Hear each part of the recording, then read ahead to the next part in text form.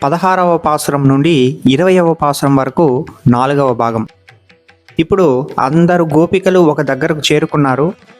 ఆ తర్వాత చేయాల్సినది ఏమంటే వీళ్ళు కృష్ణుణ్ణి లేపి యమునకు తీసుకొని వెళ్ళడం. మరి నేరుగా కృష్ణుని ఇంట్లోకి వెళ్ళిపోవచ్చా అంటే భగవంతుని దగ్గరకు వెళ్ళేటప్పుడు నేరుగా ఆయన దగ్గరకు వెళ్ళకూడదు. ఇప్పుడు మనం ఒక విష్ణు ఆలయానికి వెళ్తున్నాము అనుకోండి, నేరుగా స్వామి దర్శనానికి వెళ్ళకూడదు. ముందుగా ధ్వజస్తంభానికి నమస్కరించాలి. ఆ తర్వాత గరుడాల్వారు ఉంటారు, గరుడాల్వారికి నమస్కరించాలి. ఆ తర్వాత ఆల్వార్ల సన్నిధి అనేటువంటిది ఉంటుంది. రామానుజాచార్యులు కానీ ఆల్వార్లు కానీ వాళ్ళను సేవించాల. ఆ తర్వాత తాయారు ఉంటుంది, లక్ష్మీదేవి అనుమతి తీసుకోవాలి. ఆమెను మనకు రికమెండ్ చేయమని చెప్పాలి. అమ్మా స్వామి అనుగ్రహాన్ని మాకు ప్రసాదించు అని ఆమె అనుమతి తీసుకొని ఆ తర్వాత స్వామి సన్నిధిలో ఉండే ద్వారపాలకులు జయ విజయులు వారి అనుమతి తీసుకొని ఆ తర్వాత ఆయన దగ్గరకు వెళ్ళాలి. ఈ ప్రొసీజర్ అనేటువంటిది గోదాదేవి స్పష్టంగా చెప్తుంది తిరుప్పావైలో. ఇప్పుడు నందగోపుని ఇంటి దగ్గరకు వచ్చిన ఈ గోపికలు నేరుగా కృష్ణుని దగ్గరకు వెళ్ళలేదు. ఏం చేస్తారంటే ముందుగా ఇంటి బయట ఉన్నటువంటి కాపలాదారుడు, ఆ తరువాత ద్వారం వద్ద ఉన్నటువంటి మరో కాపలాదారుడు వీరిద్దరినీ లేపి వారి అనుమతి తీసుకొని లోపలికి వెళ్ళే ప్రయత్నం చేస్తుంది గోదాదేవి ఈ 16వ పాసురంలో.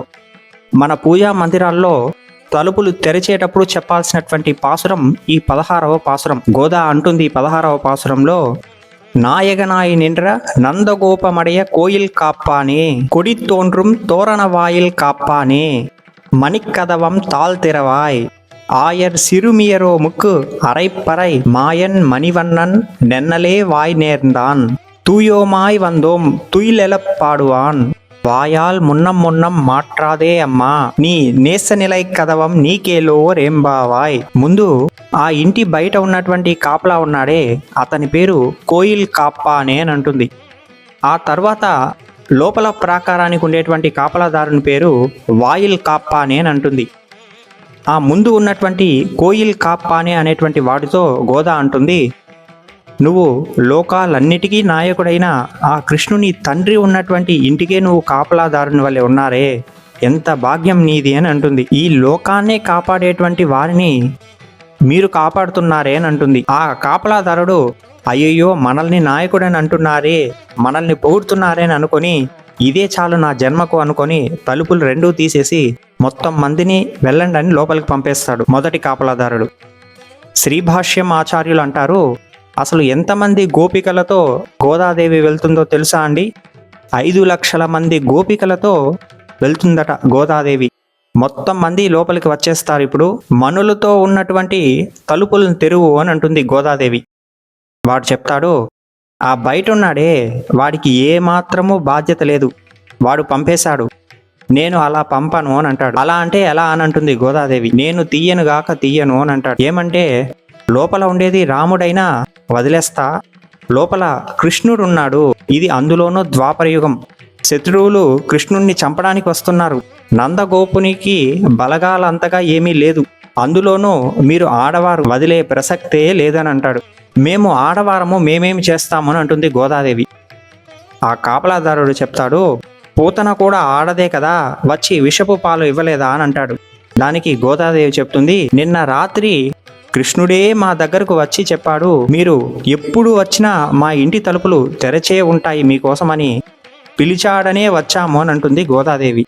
మేము భక్తితో వచ్చున్నాము, సుప్రభాతము పాడుటకు వచ్చున్నాము అని అంటుంది. దానికి ఆ కాపలాదారుడు అంటాడు, అయ్యయ్యో పడుకోనున్నటువంటి కృష్ణుణ్ణి గోపికలను లేపినట్టు లేపేస్తావా అమ్మా, నాకు తెలుస్తుంది నీ పని నిద్ర లేపడమే, అందులోనూ ఇంతమంది గోపికలను నిద్ర లేపి బాగా నైపుణ్యాన్ని పొందున్నావు, నువ్వు కృష్ణుణ్ణి కూడా నిద్రపోనివ్వవా అని అంటాడు. దానికి గోదాదేవి అంటుంది, కృష్ణుడు లేసే వరకు పక్కనే వేచి ఉంటాము, కరెక్ట్గా కృష్ణుడు ఇంకా లేస్తాడు అనేటప్పుడు ఎంతో వినసొంపైనటువంటి స్వరాలతో సుప్రభాతాన్ని పాడుతాము అని అంటుంది గోదాదేవి. అందువల్ల నువ్వు మాకు ప్రారంభంలోనే అడ్డు తగలకు, అడ్డు చెప్పకు అని అంటుంది. ఆ కాపలాదారుడికి చెప్తుంది గోదాదేవి, సనత్ కుమారులు ఎలాగైతే వైకుంఠానికి వెళ్తే అక్కడి ద్వారపాలకులు పంపలేదో వారికి మళ్ళీ ఎలాంటి శాపాలు పెట్టారో గుర్తు లేదా అని శాపాల గురించి గుర్తు చేస్తుంది. అయ్యో అమ్మా, నువ్వు శాపాలు గీపాలు అనకు, మీరు వెళ్ళండి అని అనేస్తాడు. దానికి గోదాదేవి అంటుంది, మా అంతటా మేము వెళ్ళేది పద్ధతి కాదు, నువ్వే ఈ మనులతో కూడినటువంటి తలుపులను తెరచి మాకు అనుమతినివ్వు, అప్పుడు మేము లోపలికి వెళ్తాం. ఎలా అంటే ఆలయంలో ఎలా అయితే అర్చకుడే తీర్థం ఇస్తారో, సెటారి పెడతారో, అదే విధంగా నువ్వు ఈ మనులతో కూడి ఉన్నటువంటి ఈ తలుపులను తెరవు, మేమందరం లోపలికి వెళ్తాము అని అంటుంది. వాడు తలుపులను తీసేస్తాడు. ఈ పాసురం చెప్పేటువంటి పాఠం ఏమి అంటే, పెద్దవారితో కూడా వారి అడుగు జాడల్లో భగవంతుణ్ణి సేవించాలి అనేటువంటిది చెప్తుంది. మన ఇంట్లో మన పెద్దవారందరూ ఎలా అయితే ఇంటి దైవాన్ని, కులదైవాలను, ఇంట్లో ఆచారాలను పాటిస్తున్నారో అలా వాటిని మనము వదలకుండా పాటించాలనేటువంటిది సూచిస్తుంది. ఇంతకీ లోపలికి వెళ్ళిపోయినటువంటి ఈ గోపికలంతా అక్కడ ఏమేం చేస్తారనేటువంటిది రేపటి పాసురంలో తెలుసుకుందాం.